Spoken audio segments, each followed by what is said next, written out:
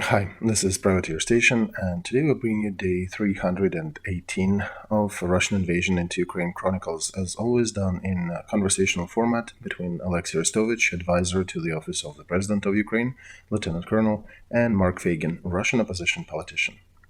Enjoy.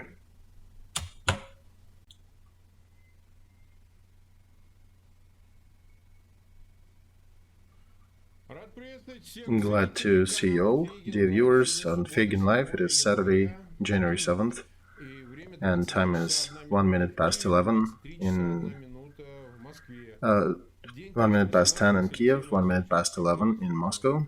Hi, Olexiy Arestovich. Glad to have you here. Good evening. All right, everybody, Merry Orthodox Christmas, of course. Alexei probably will say a word as well. Over 100,000 are watching us live. A third of you click the like button. Please continue sharing and sharing links to that stream, clicking like button, clicking that bell, and of course subscribing to Feygin Live, to Olexiy Arestovich, and to the Privateer Station if you are listening or watching that in the English language. Your effort to share it actually helps to push the message that we send in these streams to those who may have any effect on this war, either save their lives or perhaps affect support to Ukraine. So this is a definitely important thing you can do. Anyway, let's start. Probably before map and before everything else. How do you gauge all that theater of absurd with one-sided ceasefire? And my contacts from the front told me that that ceasefire existed maybe for half an hour or even less than that. Mark, we discussed that, right? Yeah, we did, and you did send them to go F themselves, but is there any more? Oh, you want to verify if he indeed did that? Well, I don't know what else to add to that statement. People perhaps wanted to create a picture that they do want peace and that evil Ukrainians do not want peace. But in 30 minutes after they started shelling our cities again, and they killed a family in Kherson, father, mother, child. And that's it. That's what we're fighting with. Reaction of the world, we've seen. Oh, yeah, right, we did. Nobody believed them, nobody supported. Exactly. Germans, Frenchmen, NATO countries, everybody gave their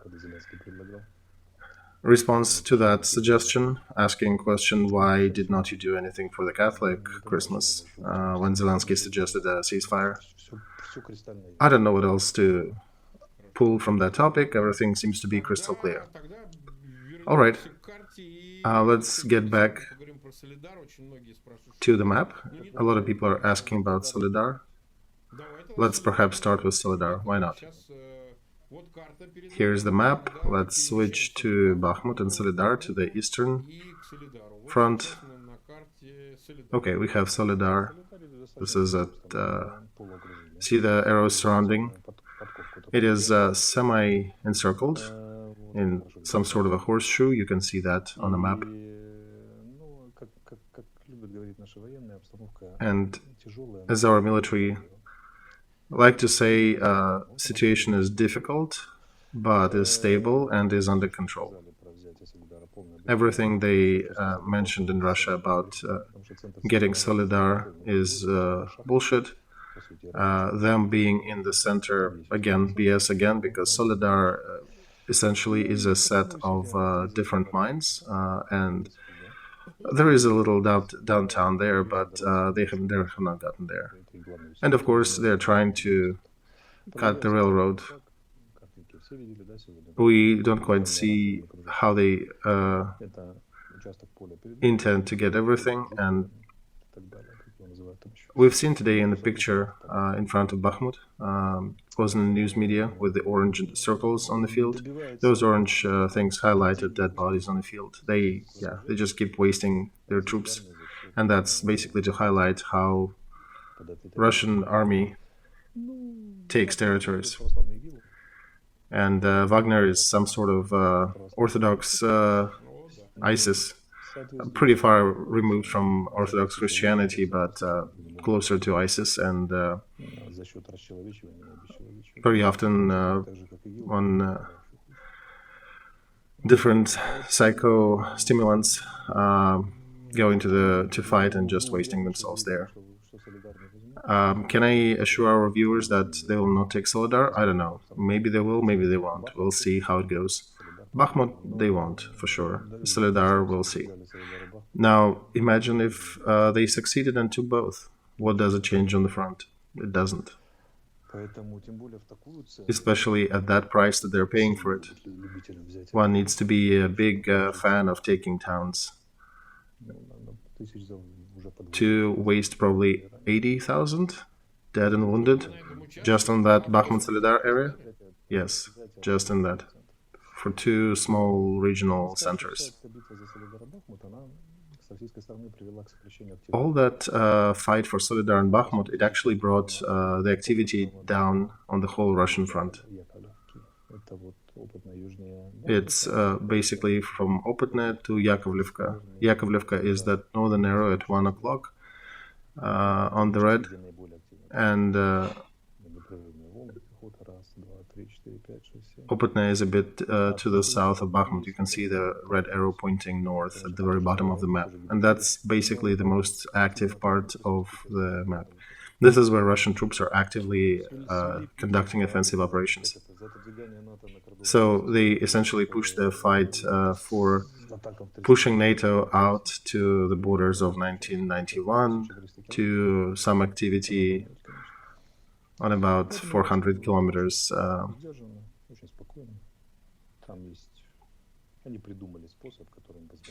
They invented a way that allows them to move maybe 100 yards a week at a horrible price that no other nation would be eager to pay.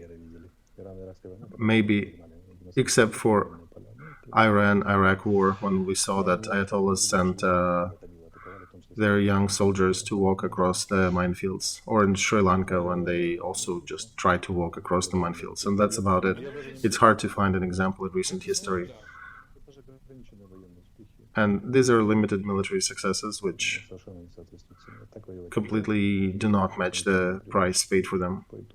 One should not fight like this. It doesn't give you any benefit at the end.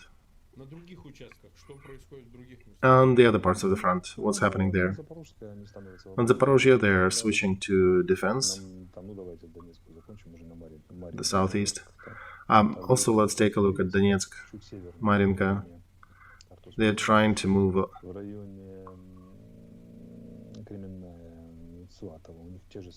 north of Bakhmut, near Kremenная Svatova. Let's zoom out and go north. They're trying to attack Liman again, and you can see that river Zherebets, it's a system of lakes there.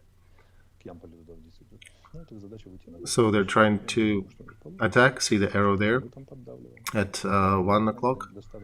I don't think they'll succeed. We're holding, but we do feel the pressure that they're trying to. So in the southeast, in Zaporozhye, they're in defense. We are shooting them up. In Tekmak, the green tent at 7, we hit them pretty good yesterday. Now it moved to 4 o'clock. And in Kherson, of course, there is artillery duel going on, and Kherson and Kharkov, they get shot daily, pretty much, by different artillery means. So that's overall the situation. That's it, right? Yes, Mark, that's it. All right, let's switch to other topics. They're important. We have 236,000 watching us, 65,000 click the like button. Thank you, friends. Now let's discuss Belarus. We have some news about Russian troops being moved there. You're a military expert, so you probably know it better. But it does seem that there is some activity going on with Belarus. There is something transpiring there. perhaps very slow and very visible to the special services, to the intel, but it does look like a proper preparation. Perhaps it is to draw your attention away. Perhaps it's a game, but Mark, it doesn't even look like a full-scale preparation. There's no prep happening in Belarus. More than that, they're actively taking ammo from Belarus and throwing everything to Donetsk to support the Eastern Front. And that group that is training in Belarus is exactly for that. They're just training there, and then they'll be withdrawn and being sent to the Eastern Front near Bakhmut. So that's what you think. I don't just think, Mark, I see that. I see the flow of ammo, I see the flow of people. All right, good. Thank you, Olexiy. Another important topic in the last days, we've seen different kind of armored vehicles. So, indeed, armor is being in the limelight of media. What we're seeing is a lot of armor being discussed. You mentioned that you have a feeling that all the limitations on the armored vehicle support have been lifted. So, direct expression of that, and of course, armor is required for offensive maneuvers. Well, Mark, armor is required for different things. You can use it for everything, really, including offensive operations.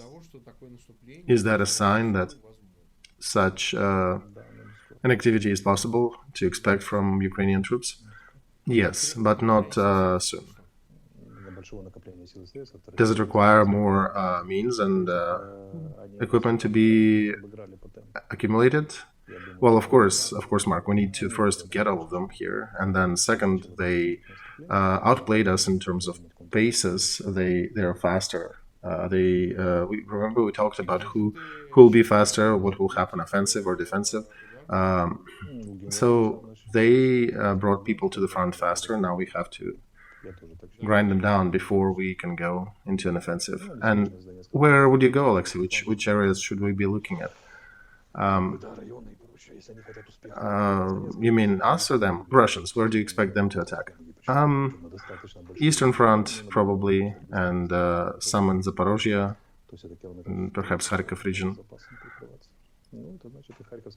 So, that whole eastern side, basically.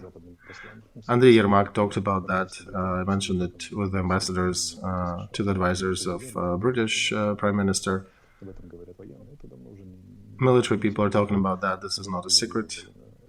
Military leadership and political leadership are talking about that in Ukraine. We understand the threats, and because of the tempo of supplies from our allies, we have not won that race for who aggregates resources faster, and we did waste quite a bit of resources defending Solidar and Bakhmut. So that's Russian, quarter of success, that they precluded our counteroffensive by making us to spend more resources in Bakhmut and Solidar. They've done similar things in Severodonetsk and Lysychansk, and they're kind of repeating that same situation or very similar situation. Now they will try to throw these 150, 200,000. We'll grind them, we'll bury them here.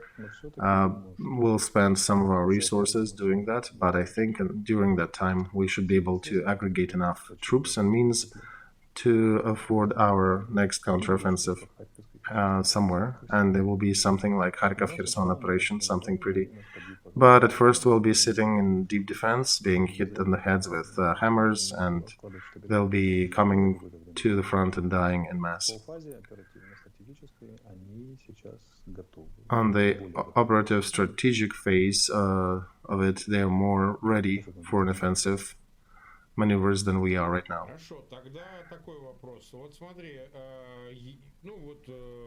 All right, thank you. Let's get to the next one. We talked about Russia possibly closing the borders. Do I understand it correct that they maybe push that date to 15th of January instead? I understand it's not a principally important date. They can push it any way they like, but they do need to hold resources. And the question I want to ask, how is that possible mobilization related to their next offensive? So if to count that, Mark, if to count that 200,000 as the second big offensive, mobilization essentially is the next step for the third big offensive when these 200,000 will be gone. And that'll be May, June, roughly, when they will be ready to be thrown in the front, to give them some training and try to equip them and bring them here when the previous 200 are killed. So if they take them now, they'll start prepping them, right? Yeah, they have plugged the front with their 200,000 that they have, and they can prepare these next mobilized. Even the previous wave was separated in two portions. One of them was thrown in the front immediately. The other was actually trained and trained rather well in some cases. All right, 280,000 with us, 83,000 likes that I see. I remind we've been live for about 16 minutes. Please keep sharing if somebody wants to watch us live and spend their weekend evening with us. Anyway, let's get to the other one.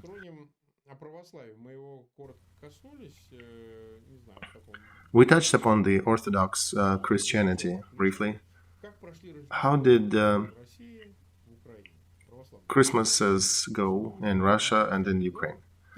You've seen there were some numbers published that in Russian church services there was about 1,200,000 active churchgoers participating in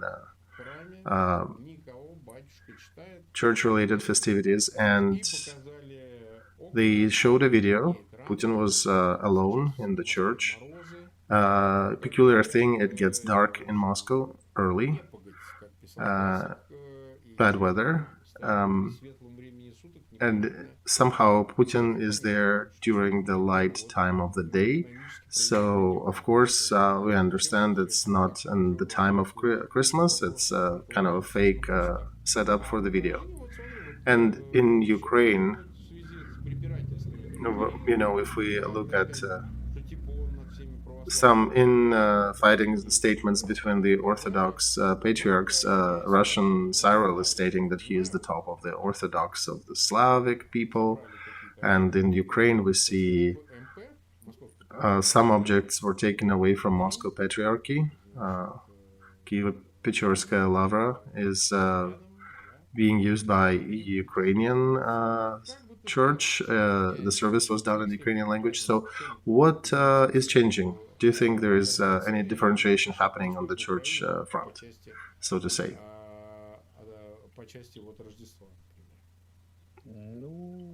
So the official Russian Orthodox Church had sold itself out to the powers a long time ago. They're all officers of the special services, and since Stalin times, since Patriarch Sergei, who agreed and signed an agreement with Stalin, unlike the old believers and Russian Orthodox Church abroad, who refused to agree about anything with Russian powers. And actually, since the times when Peter the Great made synod that starts to remind an English church, because the head of the head of that Congress was the Queen, right now, a king. So all the British church patriarchs are essentially government bureaucrats in some manner. In Russia, it's a little different. Some of them do get paid from the services budgets. Others do not. Of course, we understand there are some Christians, there are some monks and some heads of the monasteries who are distancing themselves from the powers, but that's how it is there. In Ukraine, it's a bit difficult, different. First of all, half of us are Orthodox, another half is Catholics and Protestants. So we have more religious diversity in terms of Christianity. And today, Ukrainian Orthodox Church served the service in Kiev-Pecherskaya Lavra, where we have not done service in Ukrainian language, where Ukrainian Church has not been for 300 years. Just imagine that. For 300 years, we had spaces in Ukraine where Ukrainian Church was off limits. I'm against all the colonial and post-colonial duchies of Russian Empire or Soviet Union, but in reality, we've been experiencing that, and this is one of the emanations of it. In some sense, when we're part of the empire and we're part of that big empire or colony of that, to a degree, we can share and partake in their achievements, and we can say that, yeah, we partook in other different things. But I don't like to speculate on the ideological things in this regard. So, in regards to the church services, today's one was big sign. It actually does ask to be moved from colonial to post-colonial stage or even anti-colonial stage, because situation when Ukrainian church cannot even enter some of the cathedrals in the country. This is not normal. This was an island of Moscow Patriarchy, Moscow Orthodoxy, Moscow ideology, and they were true and true to Moscow and seeing their future only with Moscow, and they were essentially a branch of Moscow. Ukrainian representatives of Moscow Orthodoxy, part of them are completely breaking off from them. They actually sent anathema to Russia upon the start of this war, even when the outcome was not clear. They took an active pro-Ukrainian side, and they're actively breaking their ties with Moscow Orthodox Patriarchy, but it's a very delicate process. Some are on one side, others are on the other, and we, I think, need to be careful not to throw the baby out with water, because some of them are great figures in the church world, in the religious world, and we need to be careful because there are a lot of people going to churches, and they identify with them and with these groups. Of course, there are ones who are active collaborators with Moscow, so those are on a different scale. They get prosecuted whenever they're caught doing illegal things. Today, our society was discussing the citizenship order by the president, that some of the citizenship was paused for some of the Moscow and rights of living in Ukraine was paused for Russian Orthodox Church representatives. What it does, it basically allows Ukraine to review matters of rent, of space allowed for them. So, in essence, we did not really push them out physically out of this. We did not. There was no active proceedings to kick Moscow Patriarchy, Moscow Orthodoxy from that cathedral. We basically discontinued their rent, and they had to vacate the premise. So it is, it's a complex thing, and we need to be careful to not, as I said, to not dump the baby with water. There are difficult situations when, for example, mothers of our soldiers who died on the front fighting for Ukraine, because they've been always going to the church in their neighborhood, which is a Russian Orthodox church. They wanted to go there to hold the service for their dead son, and they were ostracized by their neighbors. I think this should not be. This is wrong. And there are different numbers being quoted, how many Ukrainians are going to the Russian Orthodox Church. Some people are saying 3 million, others saying 1. But even if it was 2 people, it's just 2 people going there. It's still religion. It's still their faith. And in many cases, I know some priests of Moscow Patriarchy here who and bishops who are basically doing their real work. They're supporting their congregations, they're working for them, they're doing anything possible and beyond to help people in these difficult times. So we need to be very careful to walk between Scylla and Charybdis of overall expelling Russian Patriarchy, Moscow Patriarchy, Orthodox Church from Ukraine, and also general acceptance of freedom of religion and letting people to believe how they are. And I call upon people to be calm, to be happy that Ukrainian Church is finally entering Ukrainian historic monuments, cathedrals, but also keep in mind that there is a difference. There are some collaborators and traitors who are working for Moscow, and there are others who are true good priests, true good bishops, true good figures of religion who are working for their people and not for Moscow. And it's a difficult process. It will be a difficult process of change.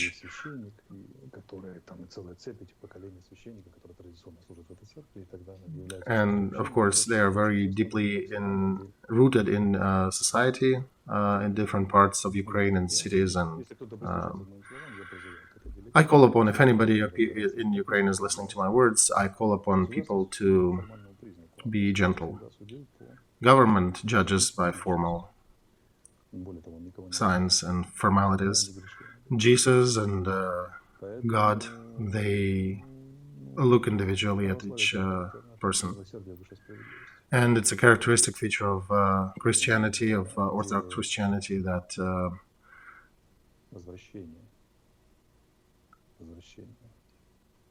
grace, that forgiveness is higher above judgment.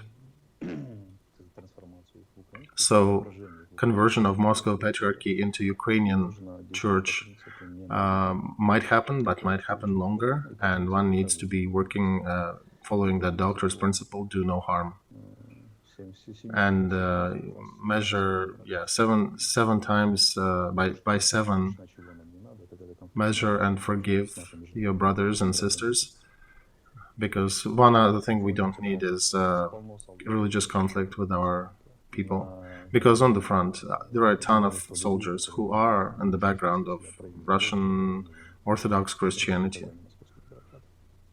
or priests, even priests of Moscow Patriarchy here in Ukraine. So, yeah, it is a complex situation. It needs to be treated very lightly. And of course, whenever there are collaborants being proven, cases of people who indeed committed treason, they should be judged properly. All right. President Zelensky signed a new order about new sanctions against 119 Russian and Ukrainian cultural figures. Obviously, they're all in Russia currently because they're not really looking forward to anything in Ukraine. So Badoeva, rap singer Basta, Allegrova, Bilan, Galistyan, Dolina, Kirkorov, Sergei Lazarev, Petrosyan, Kiselyov, the whole list. I thought there were some sanctions against them by Ukrainian National Security Council, and now it's signed by President. I understand. So I think they will be, am I correct, presuming that they will be also advised for sanctions to the international partners? Those who want to read more about that order, you can look up Zelensky's government website and find the list there. So am I correct, presuming that these names will be sent to sanction organs of your Western allies to add them to the sanction list? In your opinion, do you think it's enough? It's good? 119? Or is it just a process and it's just a part of a bigger number? Do you think also America and Europe will add these people to their sanctions? So, for example, take that singer Kirkorov and take something away from him? in Miami. What to compare with, Mark? It's difficult.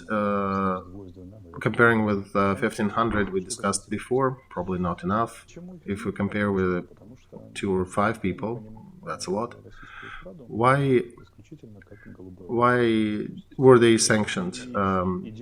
So the reasoning is that Kremlin takes these cultural figures as service group to promote certain values and passions in the Russian community, in the Russian society. So they are using them as vehicles of introducing certain motives. And if they are part of that ideological machine, then we need to punish them for that, of course.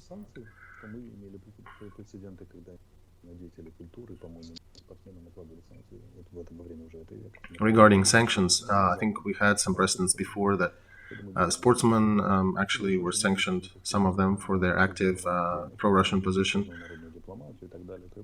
and support of war. Those artists who allowed themselves to become ideological weapons of Moscow, then they should face the consequences. That's what we've done here in Ukraine, and I hope our Western allies will maintain that attitude. Are you completely ignoring the topic of $3 billion worth of help, Mark? Oh, no. Why am I ignoring? I'm not. I'm just getting to that. We have a whole 9 minutes. Hang on. And that's given the results of the 15th tour of voting, that Kevin McCarthy finally got voted by 216 members of Congress to support, and several of them abstained from voting. So he needed only 216 from 218 votes. And instead of Pelosi, it is McCarthy, who is a Republican, who is leading Congress now in the United States. So these $3 billion of help in context of change of leadership on the lower chamber, let's address that. Let's connect that, Mark.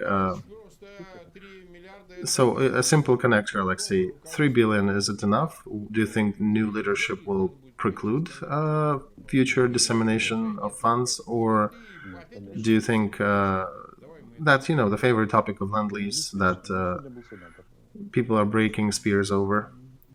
Oh, okay. So today we had a senator, I don't remember the last name, a serious guy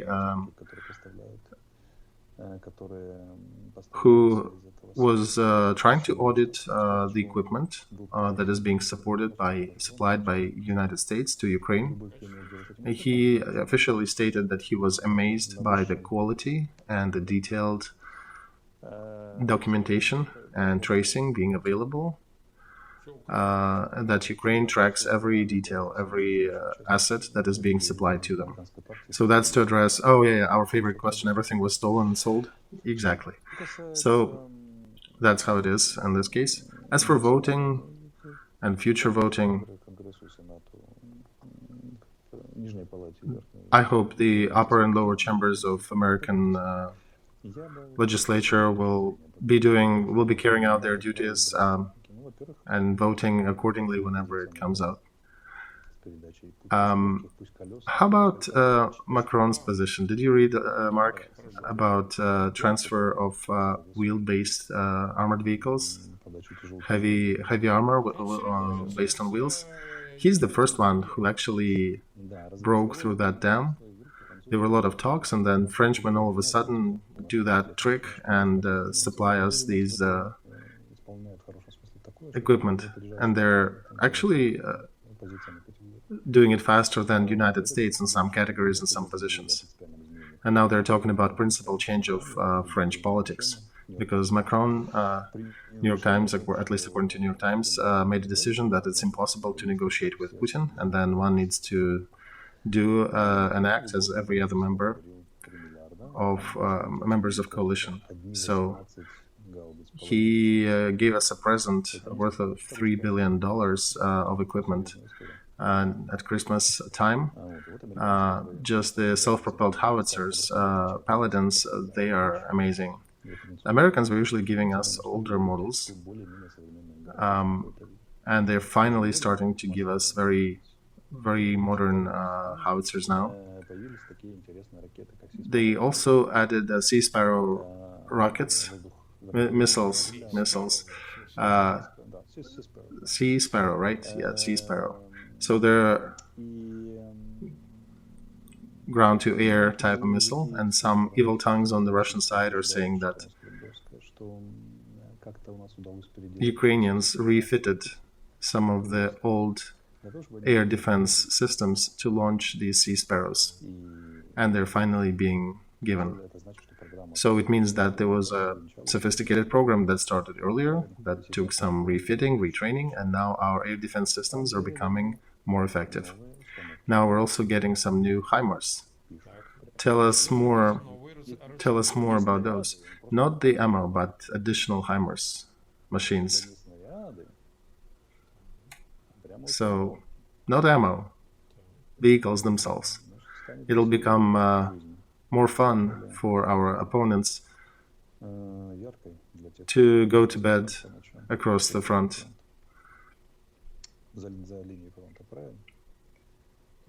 All right, what else? Let's see, I'm going through the list. What else we have not mentioned here?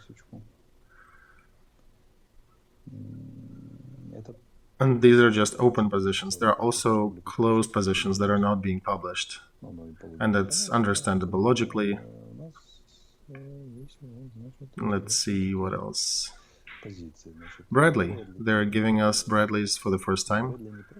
And they're coming not simple Bradleys, but also with tall anti-tank missiles. It's an old system, but it's very effective. And it blows the tank's top rather easily. So this is an armored vehicle with anti-tank capability.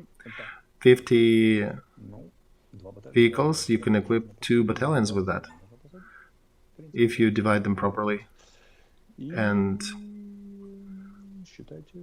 here's your brigade, fully fitted brigade, mechanized brigade with American armor that is capable of fighting Russian tanks. M113s, armored vehicles, is another group that is being sent to us. 100 plus. They allow to transport personnel on the front line, defending it from shrapnel. And 75% of our casualties is shrapnel, so that's a good tool. 55 MRAPs, another specific vehicle. 138 Humvees. 70,000 shells, Excaliburs, distance mining systems, anti-tank mining, 36 howitzers in tow, trucks. Yeah, here they don't mention HIMARS, but even if it was just a full set of new ammo for HIMARS, that's also good. 400 Zunis, the uncontrollable missiles from being shot from under the wing of the aircraft. They entered this stage back in Vietnam times, but they're pretty effective. And one can only mention that they can be used only on the equipment that is being refitted for these American tools. So that means that there are a lot of programs that were underway. 2,000 anti-tank missiles also mentioned. I suspect javelins or sniper rifles and ammo. Now attention, any military person reading that understands that the West, the collective West, is not calling the next few months decisive. They understand what Putin is going to do. They're pretty realistic in their estimates. And they're supporting Ukrainian military on 2 major milestones. First, to stop Russian offensive, and second, to prepare for counteroffensive activity. They seem to understand both tasks at full, and they're reacting to that, which we have not seen as a timely reaction for a long time. In the 11 months of this war, I think it's almost the first time of actual synchronization of our actual asks with their supplies.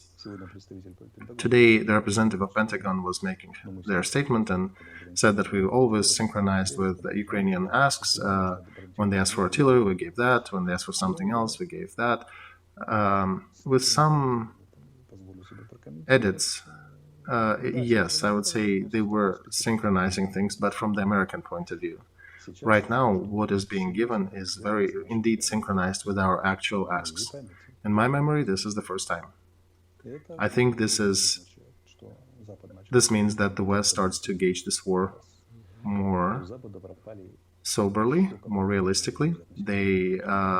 Another layer of pink glasses was removed, and that was visible in the cold remarks about Russian fake armistice. And the nomenclature and the time frame of this supplies are matching the current situation, and I'm eagerly expecting to see the results of Rammstein. If that trend will continue, we can finally say that the West fully switched to realistic estimations of the front and reacting to real needs of Ukrainian military and not giving us equipment based on here, that's what we have. I think it's the first time when they actually trying to match their supply with what is needed, what we asked about.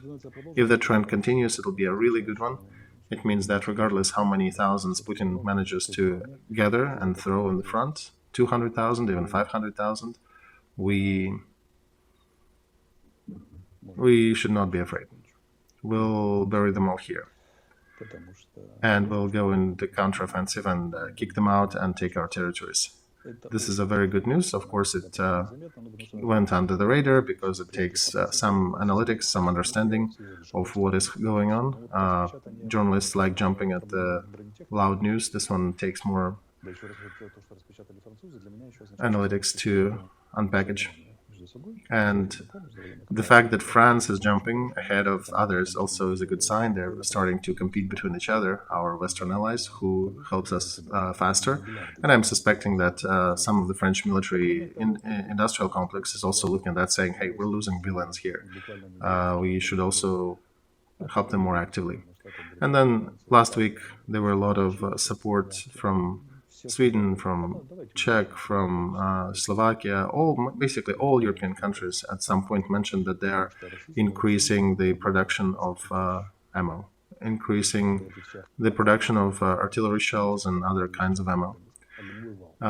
That's a good sign for us, because remember, on Russian side, it's getting into real artillery hunger now. Remember, they used that firewall back in the day, fire squall at the time when they took Donetsk and Lysychansk. They were dropping 60,000 shells on our heads daily. They cannot do it now. And Surovikin came out, remember, when he was just appointed, he said, we'll be saving the lives of our soldiers, we'll use artillery. So now they're out of artillery, and lives of soldiers don't matter anymore. Now they're sending them in waves of actual cannon fodder. And in this case, imagine 200,000, 500,000 crawling to a very well fortified enemy, which is significantly saturated with modern Western weapons.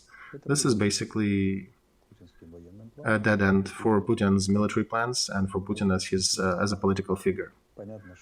Understandably, it'll take some time, and it'll take lives and resources. And there'll be more grief and destruction, but perspective is now getting more and more clearly defined, and we can see where the West is going to. We can hope that their industrial production will rev up by April as well, and this will all flow in that direction. And after that, you can mobilize even 5 million people, but if you don't have enough equipment, enough artillery shells, you cannot plug your political goals with bodies. You could have done that to a degree during the Second World War. Even then, though, it was difficult. But today, when modern Western technologies against the masses of infantry, the result is going to be very sad for the infantry. And it's always a process, a swing process with every war. They'll try to do their offensive operation. We'll hold them. We'll pay the price to hold them, of course, but after that, they can either prepare another 300,000, but they'll be worse equipped than these ones, and they'll have less number of armor and other equipment supporting them.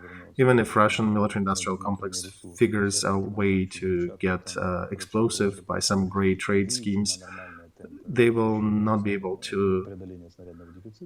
get to the level when they can overcome the artillery hunger. Maybe at best they can achieve something around summer, if they somehow mobilize that. But in our case, April, March, June, we should have an advantage. We'll have enough Western armor and equipment, and then they will be not significantly equipped by their supply lines. So that'll be our window. And then Kharkiv operation may look like a kindergarten play compared to that. What's going to happen, because there'll be a huge number of demoralized infantry who are upset, rightly so, by mindless attempts to attack, and who will be going at a very who will face a very difficult switch from amphetamine attacks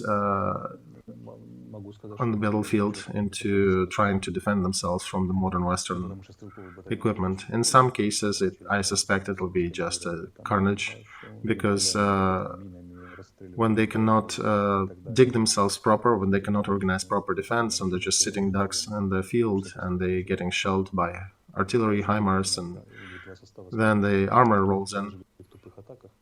So imagine what will happen of them. That's the destiny that Putin and his command is preparing for anybody who is mobilized.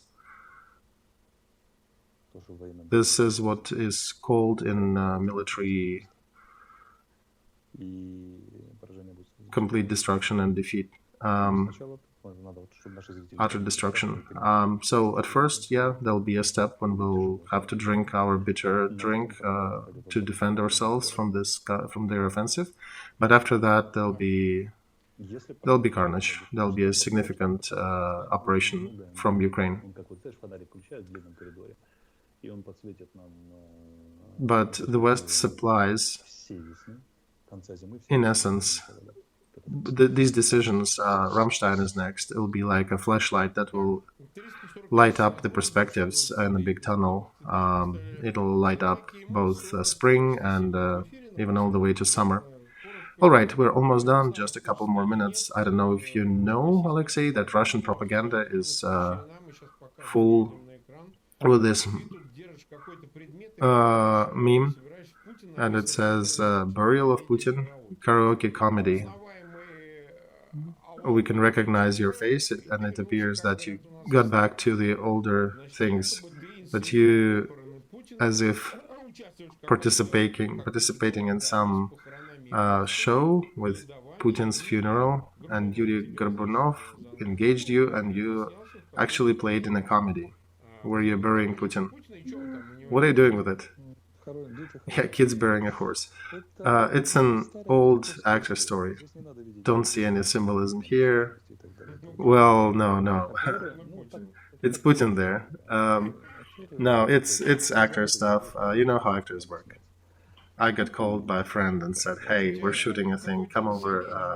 Give us a little bit of time." So they gave me a sweater with deer. I didn't even know what they'll be shooting, but I gauged that it should be all right. So the genre of an alternative history, it's a fun situation to consider. What happens if this and this happened? And the authors of this comedy decided to see what will the world do when Putin dies, right? Because one day he will. Of course he will. So yeah, that's what the comedy is based around. My role is very simple there. I think it was pretty much covered by what they showed in the trailer. All right, we'll make a point to watch this one. Thank you for today. That's it.